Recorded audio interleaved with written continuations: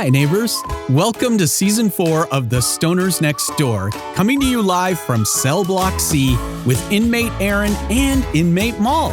Remember to kickstart your weekend here every Friday with a curated critique of some of the craziest posts by your next-door neighbors from around the country.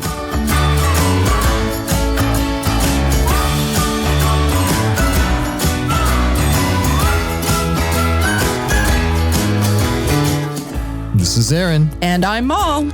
Welcome back to the Stoners Nextdoor. And I'm going to start off today with a memory from yesteryear. Uh-oh. Someone posted something about the old dangerous playgrounds that we had growing up. Oh, like the whirly things that you could fling off of. Yeah, this guy says, kids are growing up too soft these days. We need to bring back those dangerous playgrounds like we had. Yep.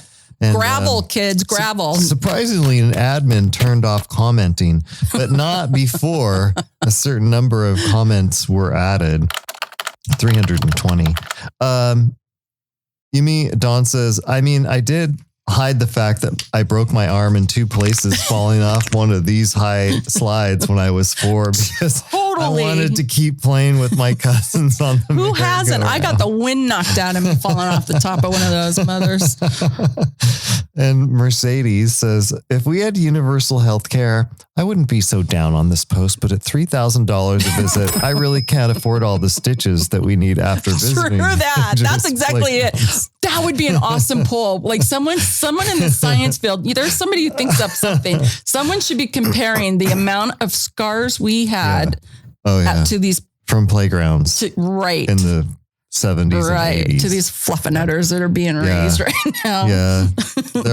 Their playgrounds are nothing. I know. They're a joke. They've got like that they're nice all plastic, rubber AstroTurf. Some of them are even have like it's like bubbles, like that super squishy. We had gravel. Gravel is what was around our swing set and that scary merry-go-round bars. thing. That merry-go-round. The jungle gym. That was my favorite. Oh yes. The jungle gym. That's right. Oh, and we would the chase metal, each by the other way. around the jungle gym. Right? All metal. Absolutely. Rivets, screws about as long as your hand. Oh, yeah.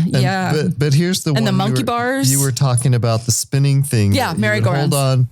Oh, yeah. For dear life until you were catapulted into oblivion. Exactly. and then Roger posts this thing. Look at this. Back in my day, we pushed each other off the top of this swing set and we loved it. They crawled all the way up to the top of one of those damn swing sets. And we would do that. Oh, and then, Lord. Oh, and remember the ones that curled around in a circle? Yeah. It's like a screwdriver slide. Yeah. And this shit right here. And P.S. Because it got really hot. I was just going to say, when my mom used to make me wear dresses, but I would usually go down and change my clothes because I would keep my overalls down at the end of the bus stop because she didn't understand that going down the slide just burnt the piss off of the backs of my legs. It was awful. Yeah. My kids need to experience those tall, narrow metal death slides. Exactly. Because falling on hard concrete made me who I am today. So true. Oh my God. We persevered, people of the 60s and 70s and 80s. We have lived life. I talked to an American woman who was raising kids in Berlin, and she talked about how the playgrounds were still dangerous over there. She was like, kids bleed all the time and nobody cares. Okay, so remembering back to last week where there was the baby doll, we ended with the baby doll. Oh yeah, this then randomly the baby. You got kind of, as I recall, the mall got on her little soapbox. Got me a little amped up that one. Pushed a button or two. Gotta forgive her. It's okay. Every now and then. Okay, so then comes this, and it's Rachel who says this poll did not disappoint. So the question which is being pulled. His name is Michael, and it says, "Is it okay to walk down the middle of the street with a baby stroller when there's a sidewalk right next to you?" Sure. And people say, Well, COVID, because COVID. Okay, all right, all right. 67% said no, of course not. The baby could die. So the fact that it's only 67% that said that, it has me slightly concerned. And so here are some of the responses. "This was certainly an important enough question to crowdsource. I mean, where else are you going to get this kind of critical guidance but next door?" Exactly. And then Jerry says, "Who do I speak to about the fact that this poll does not have a choice for coyotes?" So true in our area. Oh my God. And then Misha says, "Don't they know? Babies are better used as speed bumps."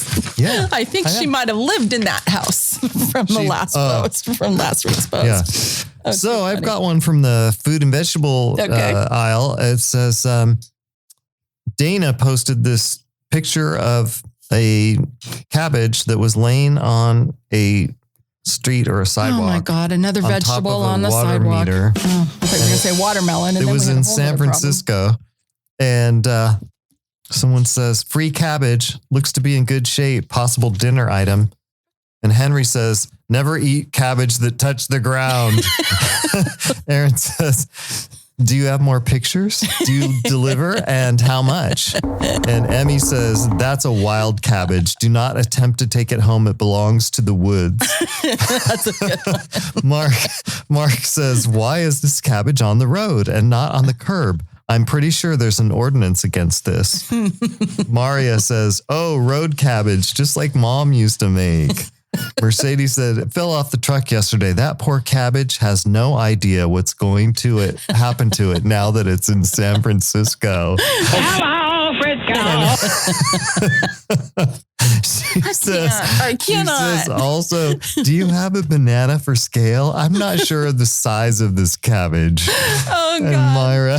Do you know what's actually kind of funny is like the poster of this post is probably thinking for like maybe a homeless person or, housing challenge.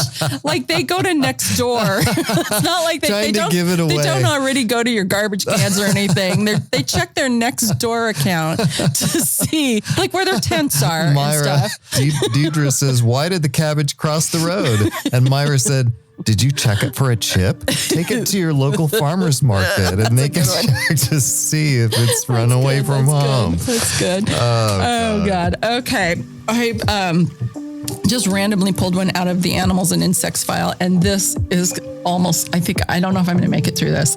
So this is in Portland area and it is a coyote literally in city limits taking a Herculean dump on the yard right by a fire hydrant, like just perfectly happy, no big deal. This is how we are with our wildlife now. And then the poster. Someone caught a picture of it though. Well, I'm not going to go near it. Are you kidding? Like, yeah. So this is Scott in Alameda.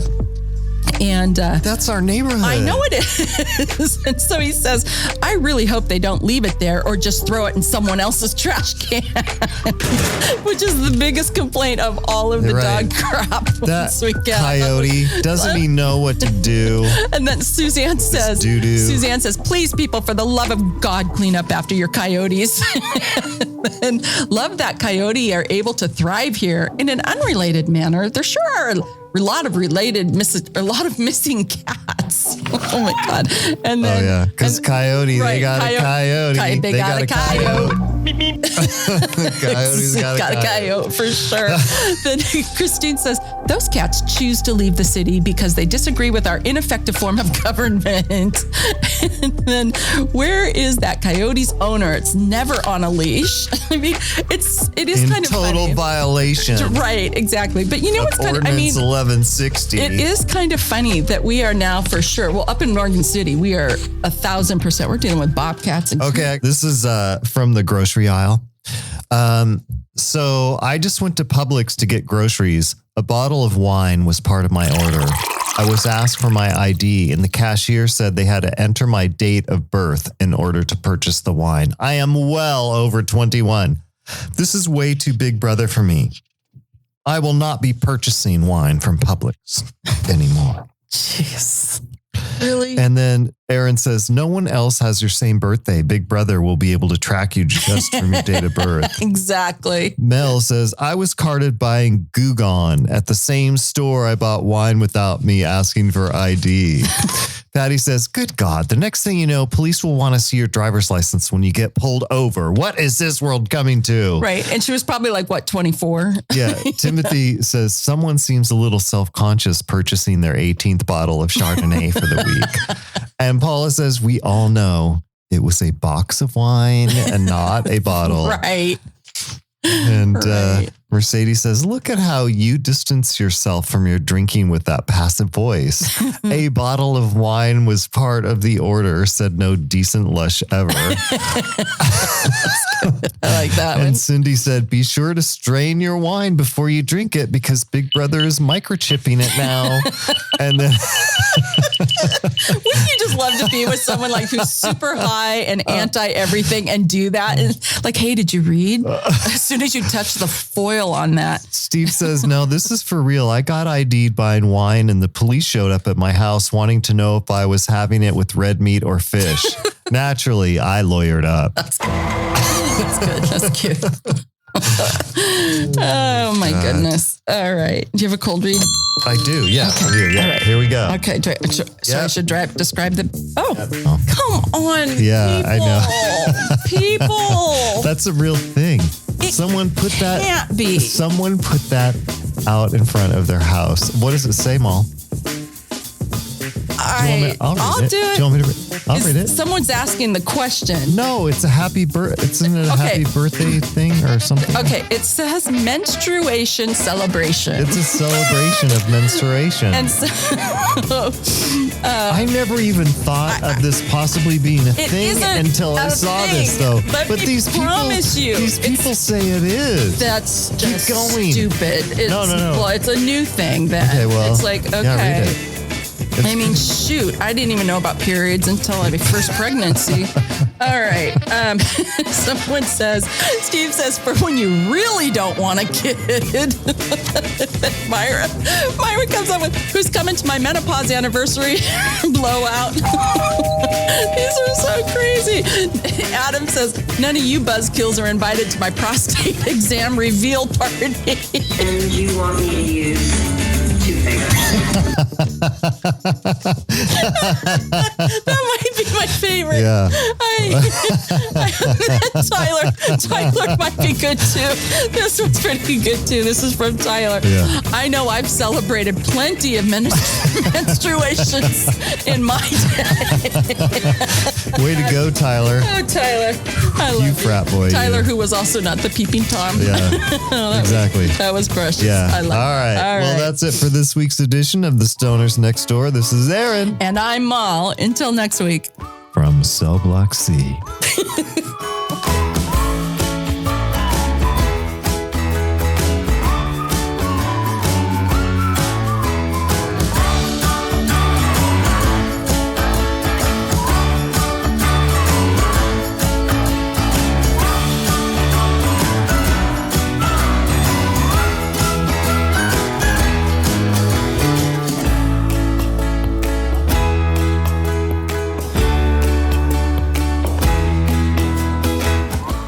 Remember, no matter who you are or where you live, be nice to the Stoners next door because you never know who they are and you never know what stories they have to tell.